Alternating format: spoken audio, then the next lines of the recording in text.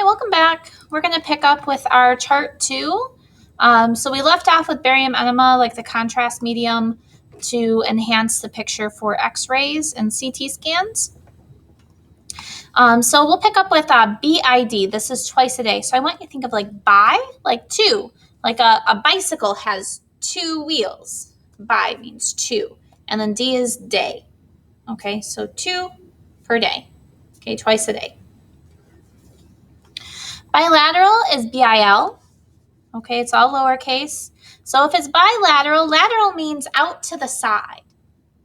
Okay, lateral generally means 1, right? Like that's unilateral. Like a unicycle has 1 wheel on it. Uni is one side.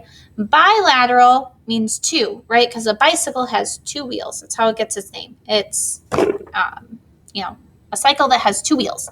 So bilateral means 2 sides.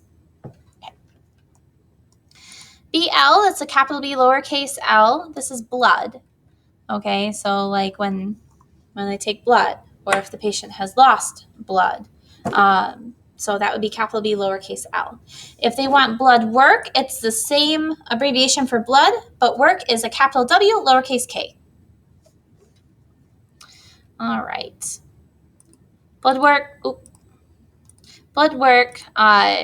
This is what they generally do on an annual basis, or if they want to do diagnostic testing with your blood work. So you can do complete blood count, which we'll find later on in the chart as part of your blood work. Or they may test your hemoglobin or your hematocrit or your cholesterol. Okay, those are all parts of blood work. Those are tests that they can run in your blood work. Bowel movement. Okay, your bowels are what house your fecal matter, your poop. Okay, so when you have a bowel movement or BM, that means that you have movement within your bowels that produces poop. So bowel movement is when somebody goes number 2 and they excrete poop or fecal matter, to be more scientific. BMI, this is body mass index. Body mass index. So I pulled up this BMI chart, and it's a calculation that you can kind of find out how much fat you have on your body and how much you should have on your body for how tall you are. So this is kind of like a really rough estimate. This is generally not the most accurate thing in the world. It's generally a good measure to see it, but there's always exceptions to the rule, right? So green is good, right? This is a healthy weight. This is normal, okay?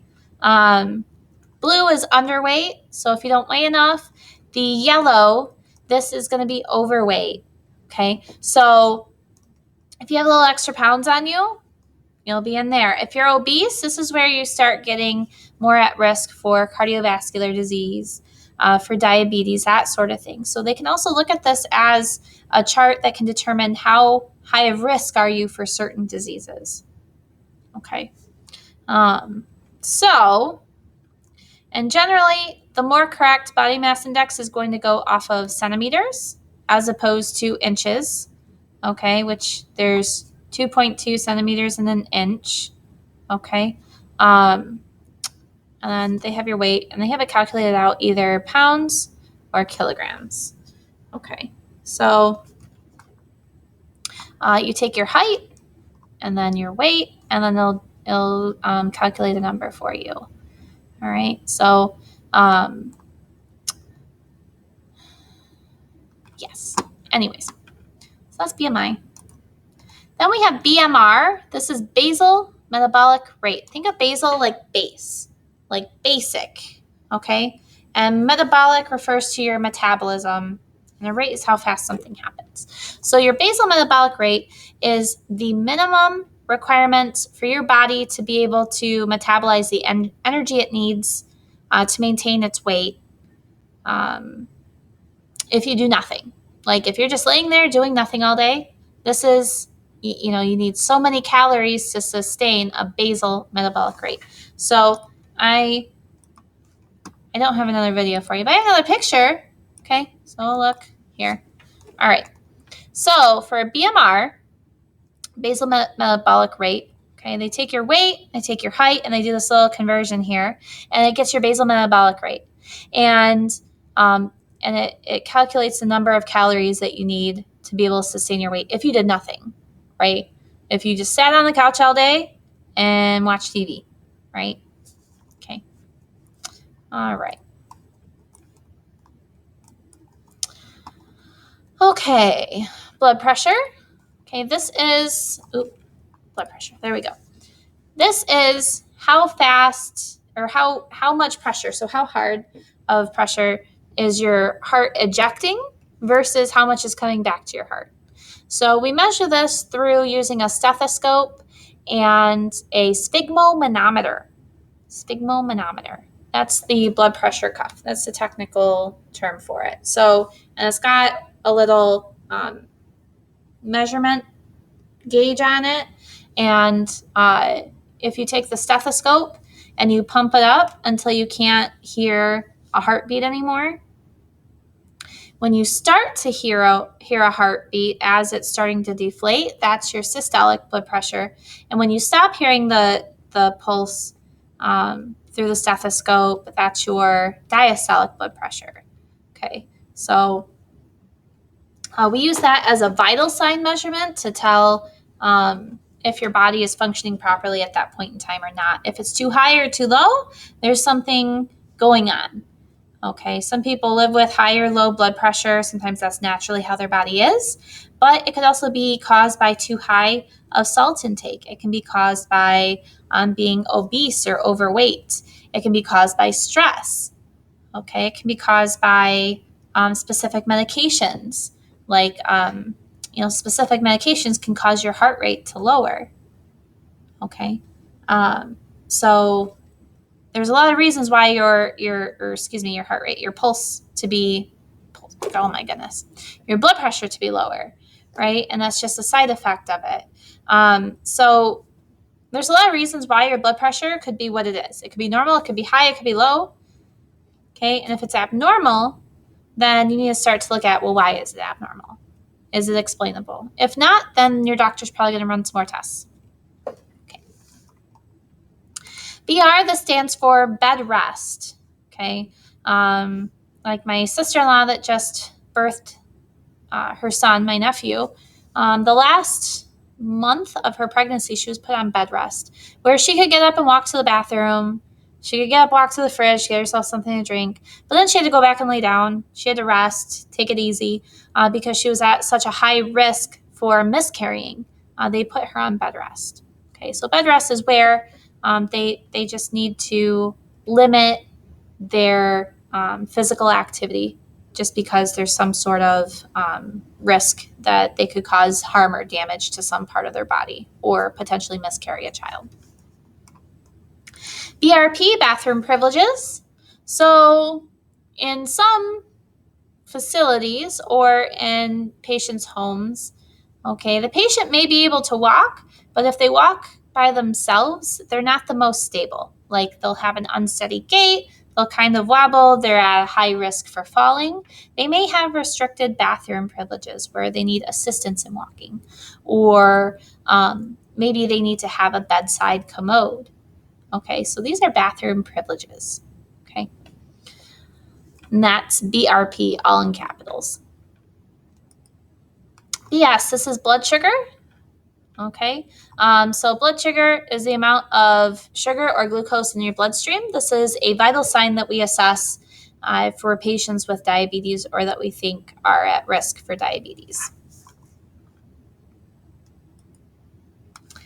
BSA, body surface area. And you know what? I didn't search this. Now, body surface area is literally the percentage of your body that's affected from something. So we take this into account a lot for burns. It is one of the biggest things that we use it for. But